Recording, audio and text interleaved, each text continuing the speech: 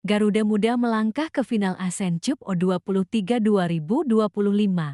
Tapi satu pertanyaan besar masih membayangi, mengapa lini depan belum juga tajam? Pelatih Gerald van den Burg akhirnya angkat bicara dan bahkan buka peluang untuk menambah striker baru usai turnamen ini. Apakah ini sinyal bahwa era baru sedang disiapkan? Simak selengkapnya hanya di Cek Fakta.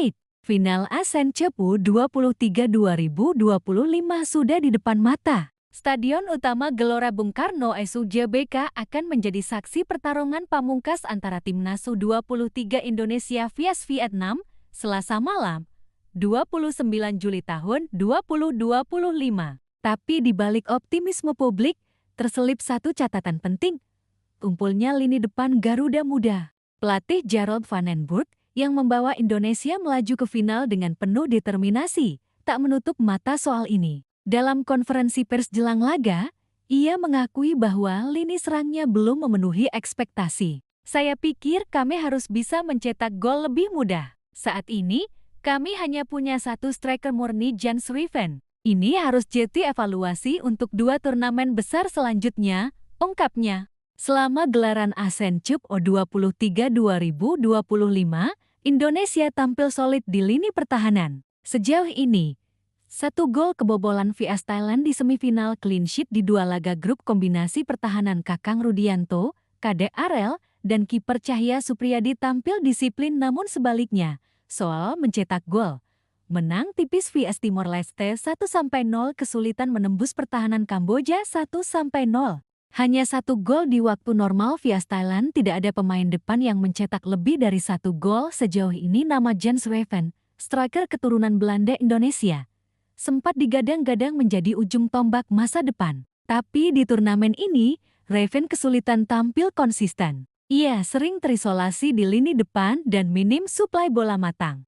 Sementara Hoki Caraka, meski punya pengalaman di SEA Games 2023 dan beberapa uji coba, juga belum menampilkan performa meyakinkan. Satu hal yang disoroti adalah kemampuan mereka dalam duel 1 lawan 1 dan penyelesaian akhir. Van den Burg menyadari bahwa ketajaman lini depan adalah faktor pembeda dalam turnamen tingkat tinggi. Saya tidak bilang kami pasti menang dalam 90 menit, tapi untuk menang, kita harus cetak gol. Dan mencetak gol itu soal kualitas dan ketenangan. Kami harus perbaiki itu, jelas Van den Burg. Laga final melawan Vietnam menjadi ujian pamungkas bagi lini serang timnas U23. Apalagi Vietnam dikenal sebagai tim dengan organisasi pertahanan rapi dan kemampuan bertahan dalam blok rendah. Jika Garuda Muda kembali kesulitan mencetak gol di waktu normal, maka masalah ini bisa jadi bumerang di kualifikasi Piala Asia U23 2026 dan SEA Games ke 2025. Van den Burg pun memberi isyarat tegas bahwa solusi jangka panjang sedang disiapkan. Pelatih asal Belanda ini dengan gamblang menyebut bahwa opsi merekrut 2-3 striker tambahan sedang dipertimbangkan. Fokusnya adalah menemukan pemain yang bisa memberi dampak langsung. Kami sedang melihat kemungkinan merekrut pemain, mungkin dari Belanda atau tempat lain. Mereka harus bisa memberi pengaruh besar dan membuat tim ini lebih tajam. Langkah ini menunjukkan bahwa PSSI dan staf pelatih tidak puas hanya dengan hasil jangka pendek. Mereka ingin membangun tim dengan gempur berlapis, terutama untuk menghadapi kualifikasi Piala Asia U23 2026 September, SEA Games 2025 di Thailand November. Beberapa nama striker diaspora sudah dikaitkan dengan Garuda Muda, antara lain Mauro Zilstra, Belanda, striker muda potensial, sedang dipantau untuk naturalisasi. Miliano Jonathans lebih berposisi winger tapi bisa dimainkan sebagai second striker. Jairo Ridwell, meski lebih banyak di tengah,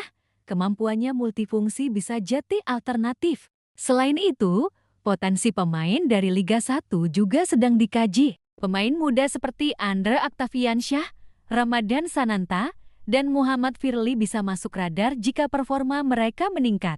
Masalah lini depan tidak sepenuhnya tanggung jawab striker. Van den Burg juga menyiratkan bahwa suplai bola dari lini tengah belum optimal. Pemain seperti Marcelino Ferdinand, Arhan Fikri, dan Zico harus bisa lebih efektif dalam memberi umpan terobosan dan second ball. Ini bukan hanya soal striker. Tim harus main sebagai satu unit. Tapi kami juga sadar, tanpa gol, kamu tidak menang, tegasnya. Dalam situasi krusial seperti di final atau 2 turnamen mendatang, Van den Burg bisa mempertimbangkan false nine, memainkan Marcelino sebagai penyerang bayangan 2 striker. Raven tambah hoki untuk membuat pressing lebih dalam rotasi cepat, mengganti penyerang lebih awal agar intensitas tetap tinggi. Van den Burg sendiri dikenal sebagai pelatih yang fleksibel secara taktik. Selama turnamen, ia sudah mencoba berbagai formasi mulai dari 4-3-3, 4-2-3-1, hingga 3-5-2. Langkah Van den Burg membuka opsi striker baru menunjukkan bahwa transformasi timnas U23 belum selesai. Dengan pertahanan solid dan lini tengah kreatif, Indonesia hanya butuh satu elemen lagi untuk benar-benar menjadi tim tak terbendung. Seorang predator di depan gawang. Apakah pemain itu berasal dari naturalisasi, dari Liga 1, atau muncul dari kompetisi Elite Pro Academy? Waktu akan menjawab. Tapi satu hal pasti, Gerald Van den Burg sedang menyiapkan fondasi masa depan Garuda Muda. Garuda Muda kuat di belakang, tangguh di tengah, tapi masih tumpul di depan. Dan kini, pelatih Van den Burg tidak tinggal diam. Striker baru mungkin segera hadir. Siapakah mereka? Dan mampukah Indonesia menjadi tim yang benar-benar komplit? Kita tunggu jawabannya di laga final dan 2 turnamen besar selanjutnya. Tetap bersama kami di Cek Fakta.